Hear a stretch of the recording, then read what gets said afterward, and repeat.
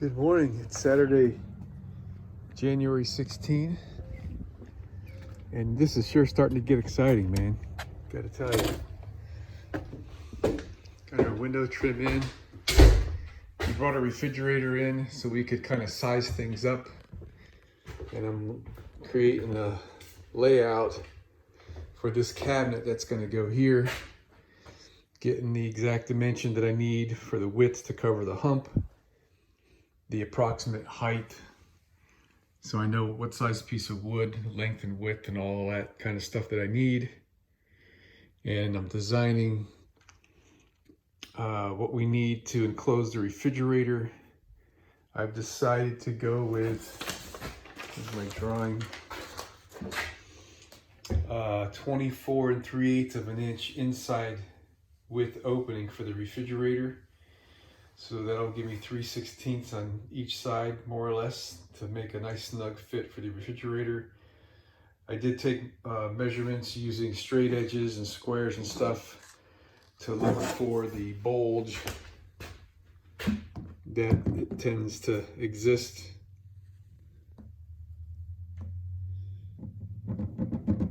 Okay, and I'm thinking that that size is going to be right.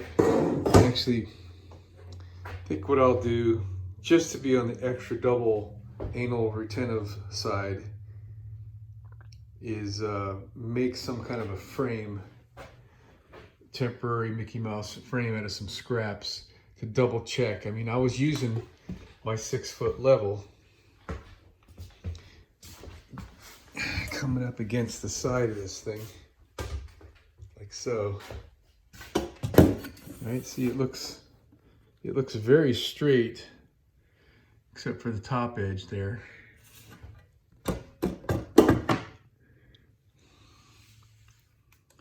right, so that's how I measured the width that I need. I put the level here, and I measured across from the right to the left. But I'll double check that one more time just to be sure. I would like this to be, you know, as tight as I can make it side to side, but I don't want it tight. Because if it's tight, then it's going to bow the piece of wood that's going to go here. And that's not what we want. So, decided on a 6-inch elevation from the floor. Will be just about right. That'll give me enough room for a skinny little drawer down there. I got 8 3/4 clearance I need to provide to get over the wheel hump. And I just now took measurements around the outside of the bus at the bottom edge of the hole that I've got to cut in the side of the bus for my heater is 34 1/8 inches from the floor. And how I did that was, on the outside of the bus, I measured up to the edge of the screen from the rub rail, the burgundy colored rub rail, and gave myself enough clearance to get beyond the screw line that's there. So I'll have to double check all that to make sure I'm not screwing that up, but I needed to get that line drawn on the wall to know where this was going to be the bottom, the lowest point that I could have the opening cut through the wall. All right, so what that means is that would be also the top of a shelf in this cabinet here that my water heater is going to sit on. Left to right, I just got to be between that rib and that rib. If I can back up here. So I've got, you know, plenty of space. My recollection is that I wanted to have the water heater below this, so this is accessible, but to the rear of this, so this is accessible. So probably, got to double check. I don't remember what the dimension of the water heater is, maybe 16 inches or so. So there'll be, bada bing, right there. So that's what we're doing today. We're gonna make a run to the store and see if we can buy some plywood, probably going with 3/4 inch plywood. It's gonna take a lot because this is, the depth of this is bigger than half a sheet of plywood. So that means it's gonna take 2 sheets of plywood just for the sides of the refrigerator,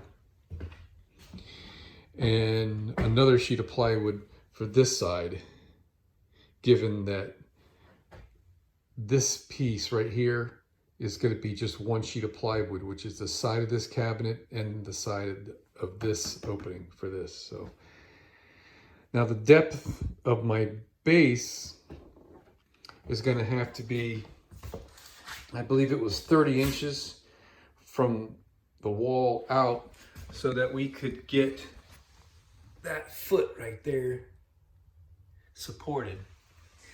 And then, well, I got the measurements right here. So, yeah, fridge base 30 inches deep, fridge sides 27.5 inches deep. So what I'm thinking here is going to be the preferred way of mounting this thing. If this refrigerator will fit fairly close tolerance to its sides, inside this cabinet for the refrigerator, I can put a piece of 1x2 and attach it to the side so that the back of the refrigerator will hit it, right? To stop the refrigerator from going in on both sides. So we would just push that refrigerator all the way in until it rests up against this edge, right?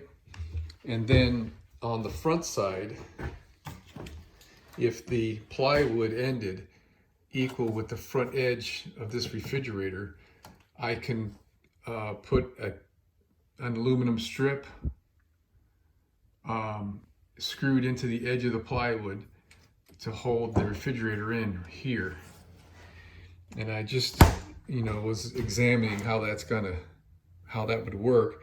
I've got easily like a 1/2 inch of space along here available, right? So if I had like a foot-long piece of a strip of metal, probably metal, I could use plastic actually, and that would hold the refrigerator in the opening on this side. When I look at this side, the hinge side, which we're going to reverse this door, but in operation it's all going to be the same, so it won't interfere with that. The door has a stop right there. So I think that's going to be the best idea yet for securing this refrigerator.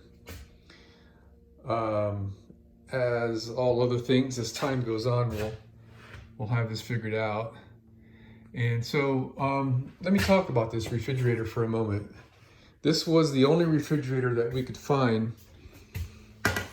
that, or not the only, let's say this was the best refrigerator that we could find to meet our needs. A lot of these smaller refrigerators that they make now, the heat transfer or the condenser on a lot of them is just that the skin of the refrigerator gets hot and radiates heat off the outside of the refrigerator. We did a lot of searching to try to find what was the best, and we got this one here. I'd have to pull this away from the wall. I don't know if I could show you guys, but this has got a condenser coil back here, okay? And when you look at the specs for this refrigerator, it can operate, I think it was up to 125 degree ambient temperature. It was over 100 degrees.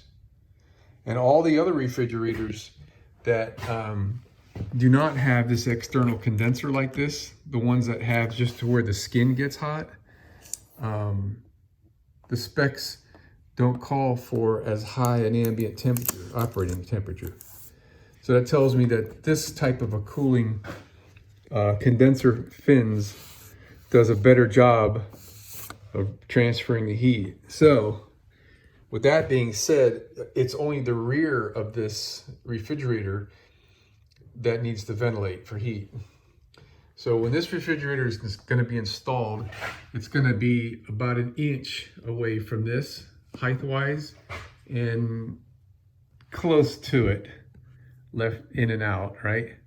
And then this cabinet is going to have a fitted wall, right, all the way, you know, ceiling to floor kind of a thing. So the only air that is going to flow out of here is going to be through this space that's here.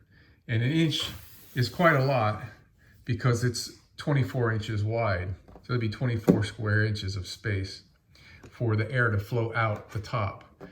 On top of this refrigerator is going to be completely open from here to here, and whatever kind of loaves of bread or whatever that we throw on the top of this thing for storage. So to complement the airflow, what we're going to do is, since this base is going to be 6 inches off the floor, which means 5 1/4 inches on the inside from the floor, because it's going to be 3/4 inch plywood deck. Inside that pedestal base, I'm going to install a computer fan or two in there to blow air into the back of the refrigerator, causing a draft, vertical draft, to aid in the normal convection current, right, that's created from the heat. And those fans I'm going to hook up with the compressor circuit. What I'm going to do is get like a little transformer wall wart kind of a thing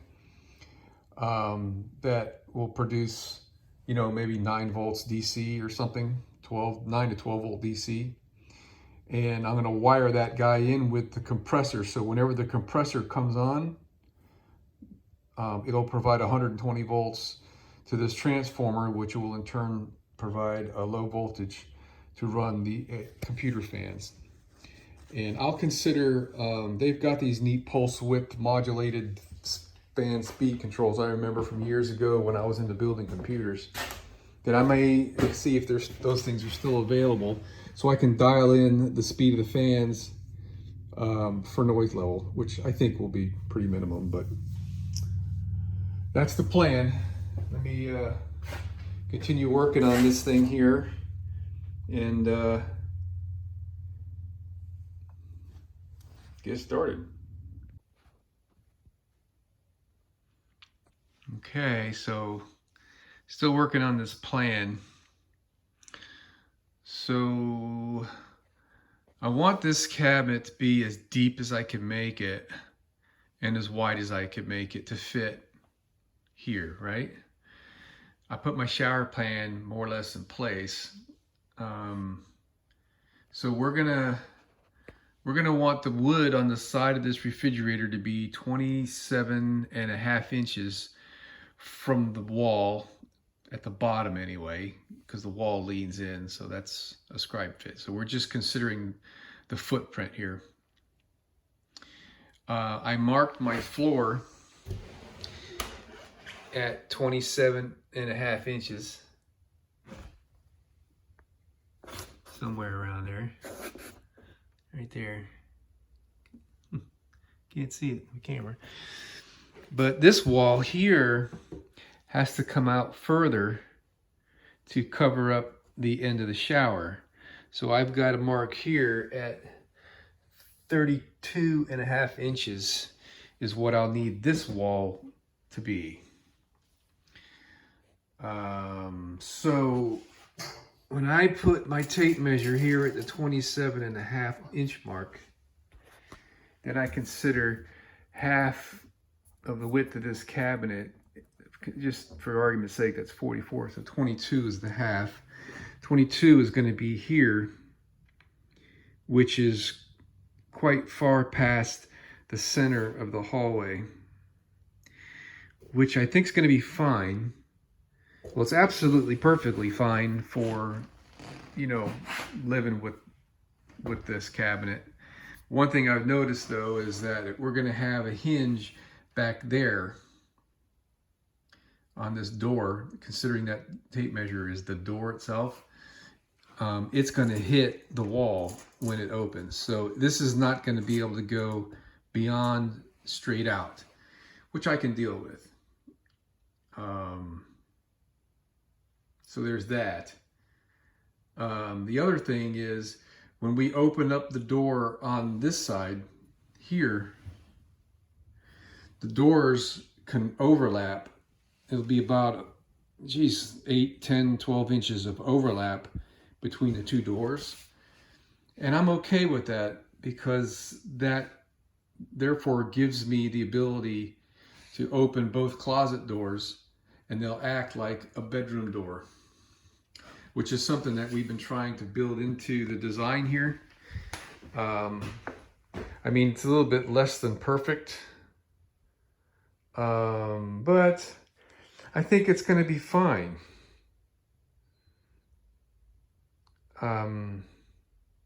I don't think we're really ever going to want to close the bedroom off for any reason, unless we have visitors staying on the sofa.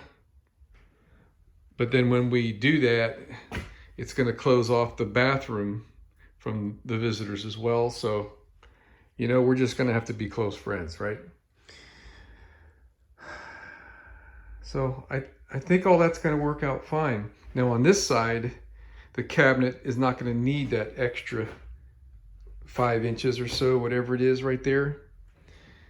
But it could, if we wanted to extend that, it'll just narrow the opening up here. So I'm going to continue to mark up the floor here and double check the direction that we're going, get the little missus in here to have her buy in. And I think we're getting close to redrawing all this with the proper dimensions. That original drawing that I made was just ballparks, but now I'll be able to get in there and give it the exact dimensions and then give it the side views with everything that we need to make. So how does that look, huh? That's just with whatever scrap of wood I had laying around the house. That piece of plywood on the top is larger than I need, and I didn't cut it so that way I can trim it later. I can actually use that piece when it comes time to making that part. So that's a 6-inch elevation, and it gives me the height that I'm looking for. I'm just validating things, right? So I got a pretty big opening here for airflow, and pretty close, but you know, this thing on the, I can't get my camera down in there. This thing on the top is perforated so the air flows through it. And we've got, you know, I think I would actually like to have a little bit more space than that. But right now, I think we're right at 27.5 where I originally had estimated. So I'm gonna think about that, and maybe I'm gonna go another 1/2 inch, just so I've got a little bit more flow. Yeah, I'm going with 28 inches. That's just a little bit better there. Okay, so it's 28 inches from the wall at the level of the pedestal to this edge. And that seems to be just about right. All right, so this sofa seat is going to be right about there. I think it's going to move forward about 1/4 inch. There's a little bit of gap there, but that's pretty much it. And the kitchen cabinet is going to come up against it and tie in with it. And the kitchen cabinet is going to also tie in with the sheet of plywood that's going to go up here to the ceiling. So normal kitchen cabinetry, I'm pretty sure it's 24 inches deep. All right, let me lay my tape measure right there. 24 inches is right there. You know, there's nothing stopping me from making this cabinet deeper than standard. All it'll do is give me more cabinet space. I'll have to mention this to the missus in my design, but the sink, we can still keep it close to the front edge, a standard distance from the front edge of the counter. And it will just give me a bigger piece of countertop against the wall behind the sink. Because really, the space from 24 inches out to this line, more or less, which is more or less that line with the refrigerator, that's just like dead space. I will stand like here to wash dishes or stand here to wash dishes. So I think I'm gonna go with non-standard depth on these cabinets when I make them. Now the other side, the cabinet has to kind of align with the front of the range, but this is an opportunity right here to make this the way we want to make it.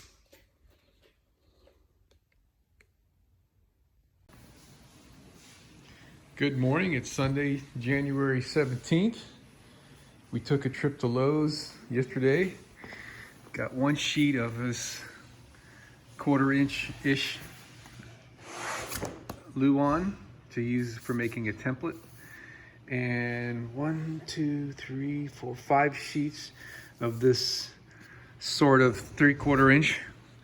This, what is that, 23/32 sanded plywood. We were able to find 5 good sheets before we got too tired to look. We only needed 4, but we figured since the store had some, we would look a little bit harder, but we got 5. We're gonna need more anyway, but we're gonna be cutting some wood today.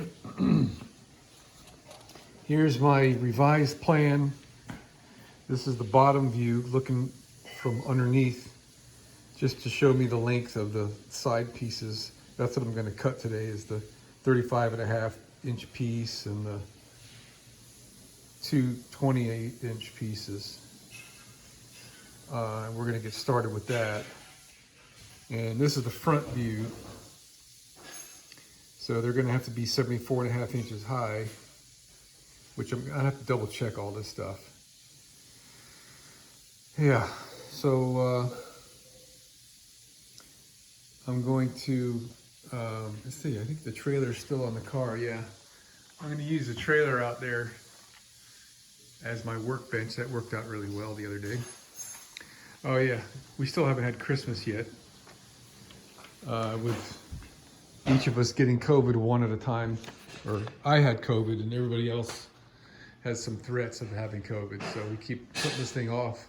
Supposed to be this next weekend, a week from today, so hopefully we're gonna have Christmas.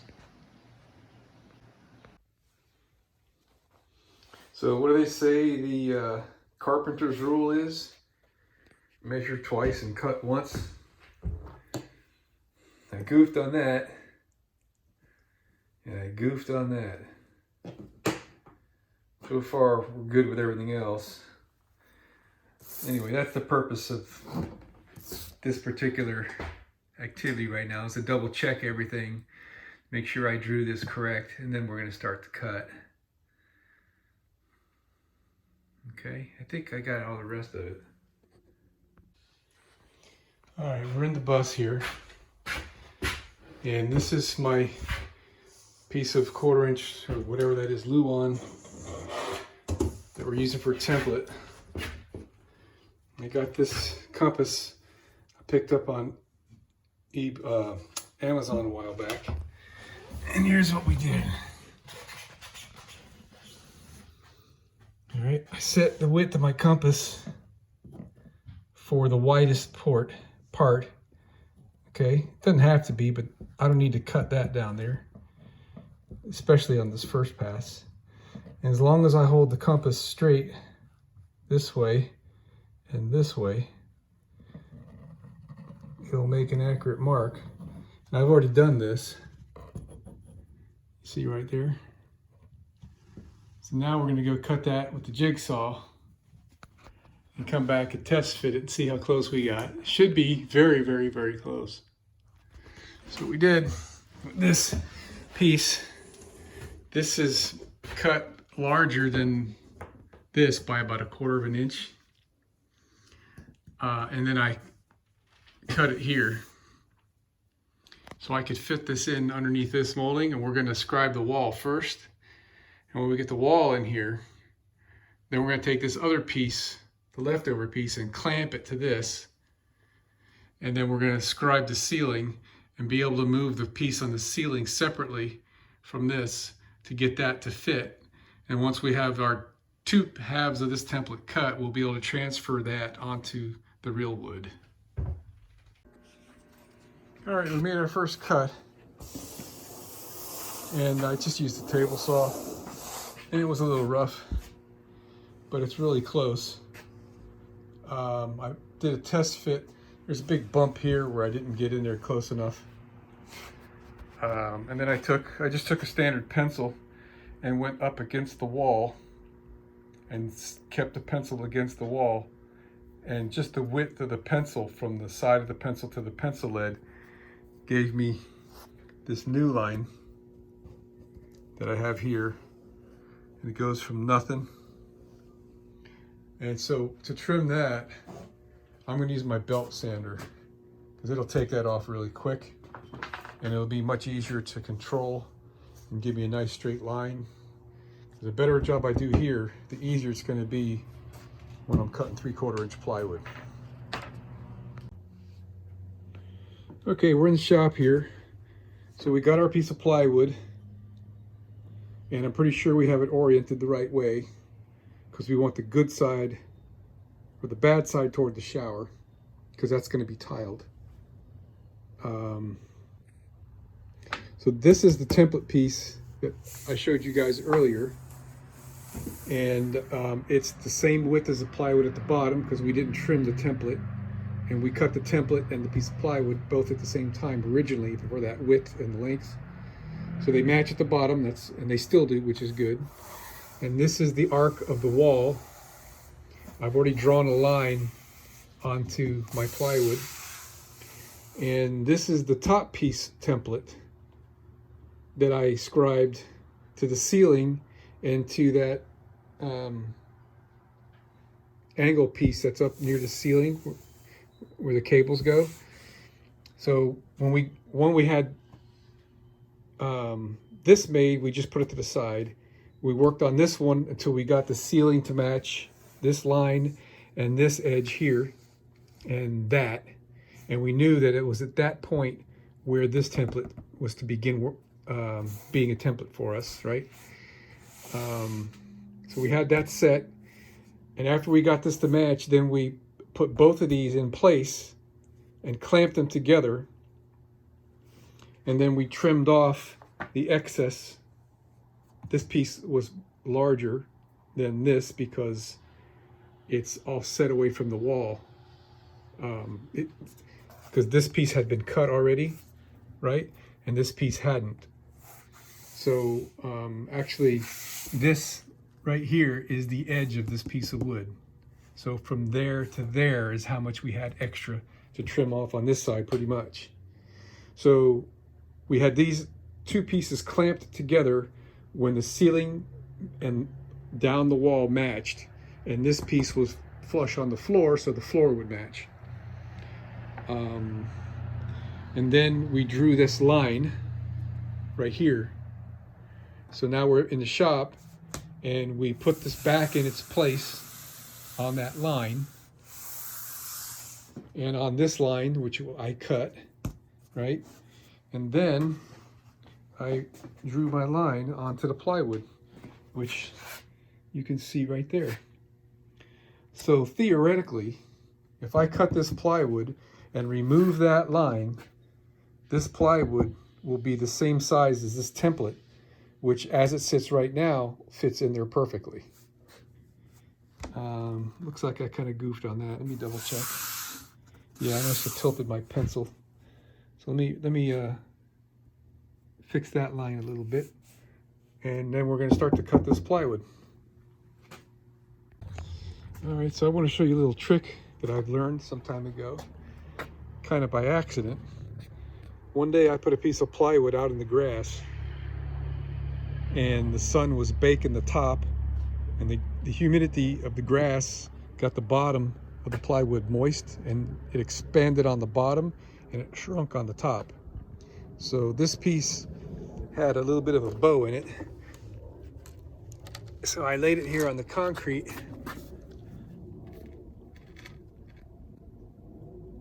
and it's just about perfectly straight now. So there's a little trick on how to straighten out a warped piece of plywood. All right, so I took my piece of wood and I spun it around. So I'm getting ready to cut this, and I want it to be on this side of my table saw. So we're gonna have to, in order to make this piece the same size as our template, we have to remove the line. So we're gonna use our jigsaw, and we're gonna get up to about half the line, pretty much, and then we'll use our belt sander to get it to fit. But for starters, we're gonna use the jigsaw and come up to the line or half a line, and then test fit it. And then we'll, again, use the belt sander wherever we need to, pretty much re-scribing it again, but it'll be so perfectly close to being perfect following this line, it'll be a real easy job. We're in there. We got a nice even edge. I mean, there's a couple of high spots in it. If I really want to get crazy, I could make that better, but I think I'm going to leave it. Top is freaking solid, man. I scribed that. Just now finished the top. The wall, it's got a couple high spots. Looks like just one really right there from this side. But that's good enough, because this is going to be tiled. And the other side's going to be inside of a closet. So we got it. We're a little bit over our mark, but that's fine, because this is a straight line, which we can cut. Oh, let's see how straight up and down we are.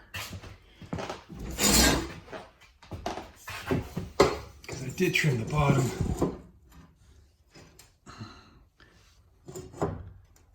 It looks like we're dead on. So that's good. From that amount of, anyway, we're dead on with the floor. So it's just wedged in there right now. That's all it's holding it. Very nice. Now, if we're lucky, it's the exact same size and shape right here. How lucky do you think we're going to be?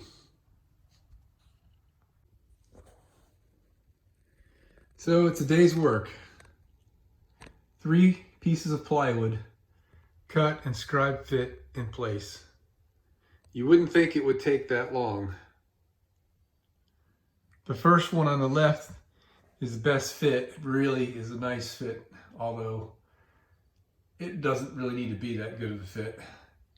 Second one is a good fit. The third one came out a little bit loose. You see I put a wedge shim in there to keep it from falling out of place. But it's only 1/16 to maybe 3/32 of an inch. What messed me up was the ceiling is not flat there, and I scribed it to fit when I was not in the right place. So I cut a little bit more off of it than I should have. But it's okay. Now the next step is making the horizontal pieces.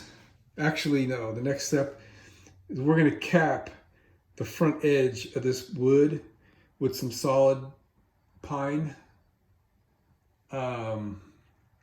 The wifey had a really good idea on here, since the back side of that is going to be all tiled. If we make this cap piece stick out 1/4 of an inch on that side, it'll cover the end of the tile up. I like the idea. I'm going to let that bounce around in my head for a while.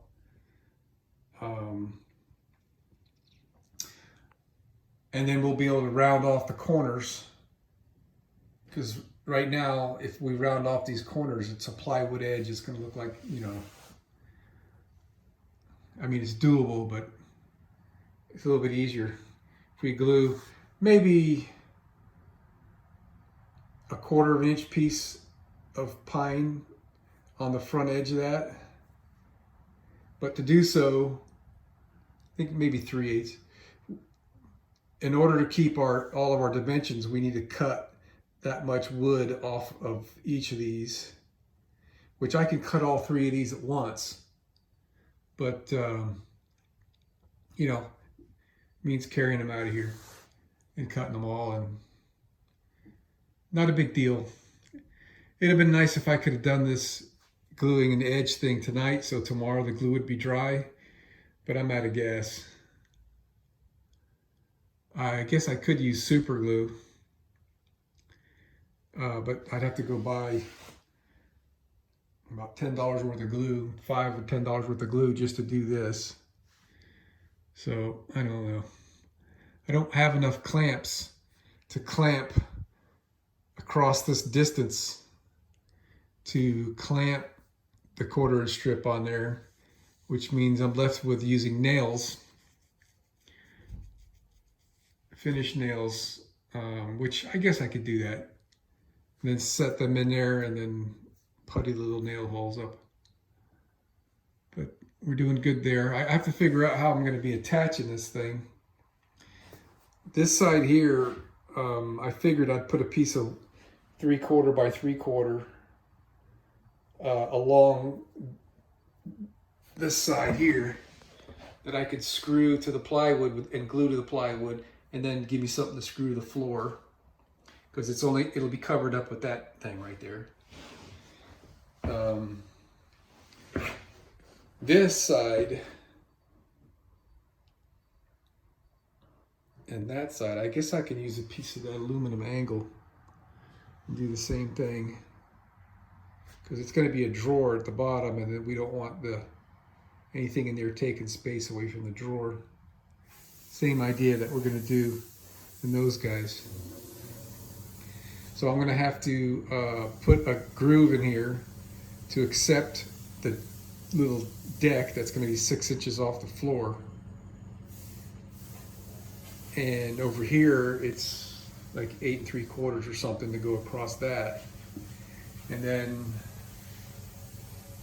where that line is, once I get that piece in and this piece in down here, this thing will hold itself straight and square. Well, not square, but straight anyway.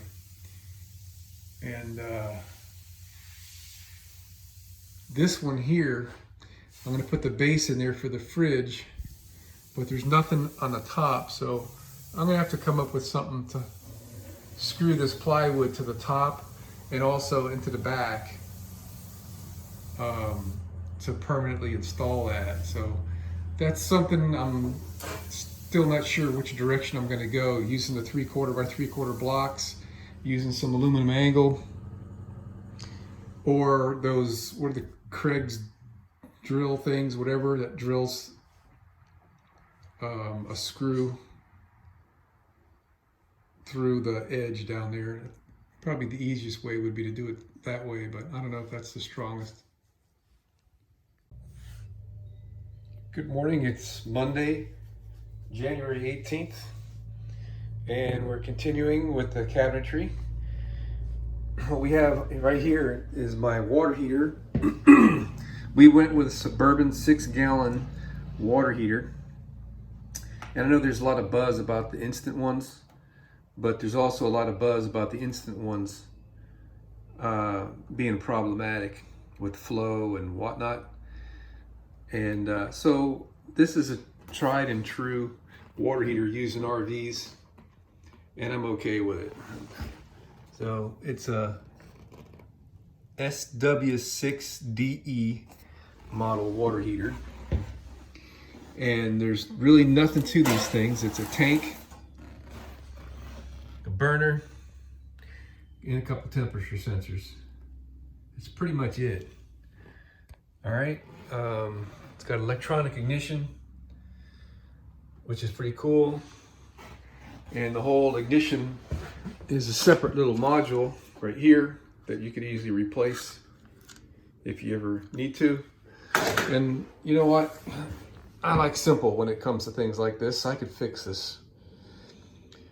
So the reason why I've got this out right now is I needed to verify the size of the hole we need in the side of the bus for this thing.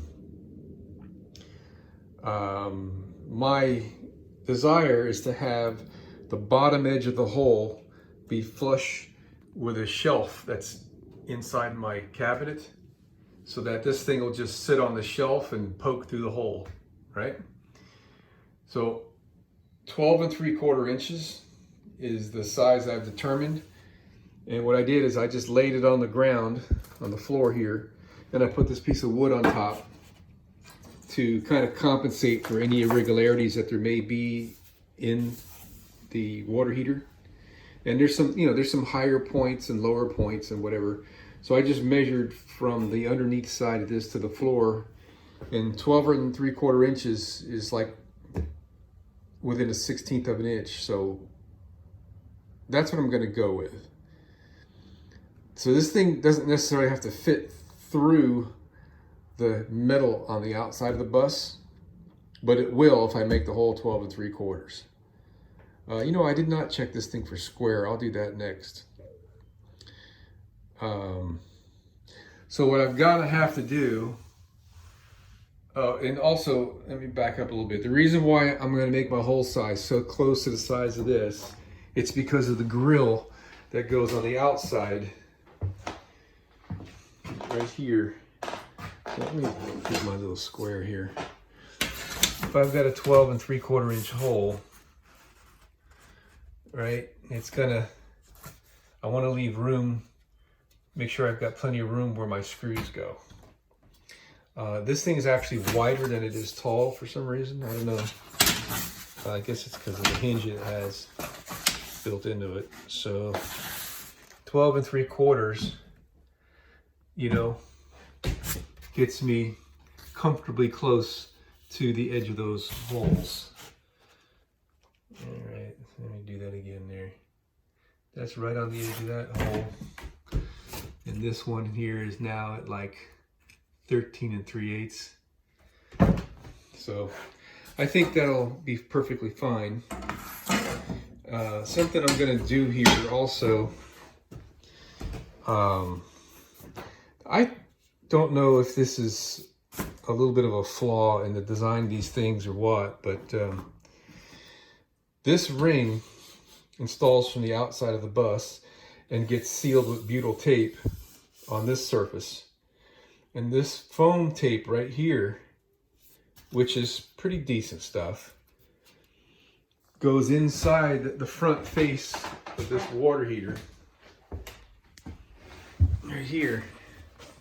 I talked about this in a previous video, and it just sits in there, dependent on, the tension of this sheet metal that I'm trying to show deflects, right?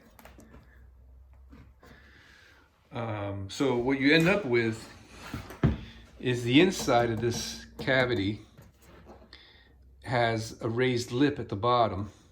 Water gets in here from rain or any leak that you may get from doing servicing. And that water needs to get out. And it kind of can't get out because it's got to go over this lip, which is the lip of the grill that I was just showing you, which is probably about 1/8 of an inch tall. So if there's any leak between this piece of sheet metal and the grill, which, sorry about that, I got a phone call. So if you get a leak between the face of the heater and the grill, water will leak inside your wall. So that being said, when I get ready to install this thing, I'm going to remove that foam tape from the grill. This black tape right here. I'm going to remove this, and I am going to permanently adhere this to the water heater with Gorilla Construction adhesive. So it's absolutely perfectly sealed. And if I ever need to take the water heater out, I'll be able to pull out the water heater together with this by loosening these screws here. And the butyl tape will allow it to be removed. So that's the plan for that. But all that's a little bit of a sidebar, sorry for that. My main purpose now is I need to find out where this hole is going to be, so I know where to build this shelf. And I'm a little bit perplexed on how I'm going to do this, because once this shelf is in here, I'm not going to be able to cut this 3/4 inch plywood very easily level with the shelf. I don't want to cut the hole in the side of the bus now because I'll have rainwater leaks. So I guess the answer is I need to cut the hole in this plywood now, and I need to find out where it needs to be. I can cut the sheet metal on the outside of the bus later with a jigsaw and a short blade. That won't be a problem. So what I'm going to do, I've got to go out to the outside of the bus and measure front to back, you know, based off of a window opening or something. In this vicinity, I think the side of my water heater is going to be here and over the 12¼ inches this way. But anywhere in the middle here, if I take a measurement front to back, I can go on the outside of the bus and drill an 1/8 inch hole through the sheet metal and through into this plywood, and that'll give me my bottom line, wherever that's going to be, because it's completely dependent on the outside of the bus where this water heater is going to go.